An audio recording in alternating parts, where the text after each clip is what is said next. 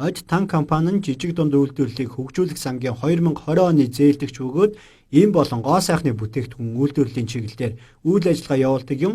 Жижиг дунд үйлдвэрлэлийг дэмжих сангаас 2020 оны зээл олгох салбар чиглэлд хүн амын эрүүл мэндийг хамгаалах, ариутгах, халдваргүйжүүлэлтийн бүтээгдэхүүн үйлдвэрлэх 10 төсөлд 1.8 тэрбум төгрөгийн санхүүжилт олгосон бөгөөд эдгээр төслийн нэг нь Аж Тан эмийн үйлдвэр юм а. Тус үйлдвэрийн өөрсдийн үйлдвэрсэн Норв 7, Ман 4 эмийг жижиг дунд үйлдвэрийн газарт нийгмийн хариуцлагын хүрээнд танилцуулж байна.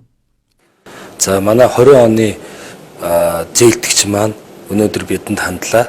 Тэгээд одоо энэ ковидын нөхцөл байдлын үед бас танай албаа хаагчдад одоо бүтээгдэхүүнийхээ дээжийг өгье гэж ингэж уулзаж одоо 560 мянган төгрөгийн хүн өгөхий Норв 7, Ман 4 гэсэн одоо танк өнөөдөр манай албаагчдын тоогоор өгч байна. Одоо маш их баярлж байна. За энэ одоо зээлдэгч маань Чанцалт болом гэдэг захиралтай Од Тан гэдэг компани байгаа. За манай 2020 онд манай жижиг дунд үйлдвэрийг хөгжүүлэх санд одоо төслөө өгч сонгон шалгуулалтад ор тэнцэж төсөл авсан байгаа, зээл авсан байгаа.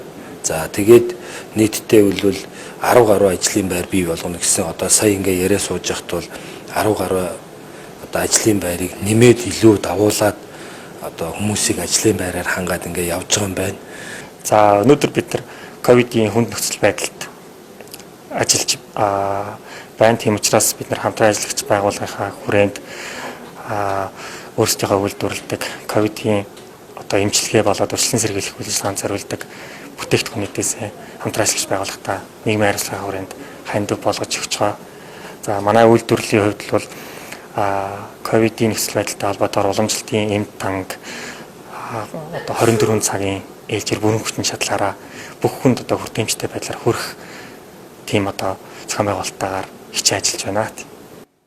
Уулзалтын үеэр Од Тан эмийн үйлдвэрийн менежер хэлэхдээ цар тахлын хүнд нөхцөлд төсөл сонгон шалгаруулах хорооны хурлаа захимаар олон нийтэд ил тод нээлттэй зохион байгуулж олон жижиг дунд үйлдвэрлэгчдэд урагшлах алхам итгэл өгсөн жижиг дунд үйлдвэрийн газрын хамт олонд талархаж байгаагаа илэрхийллээ. Тус үйлдвэр нь халдварын эмчилгээнд хэрэглэж байгаа уг танк Монголд тариалсан ургамлаар хийж байгаа гэдгээ онцоллоо.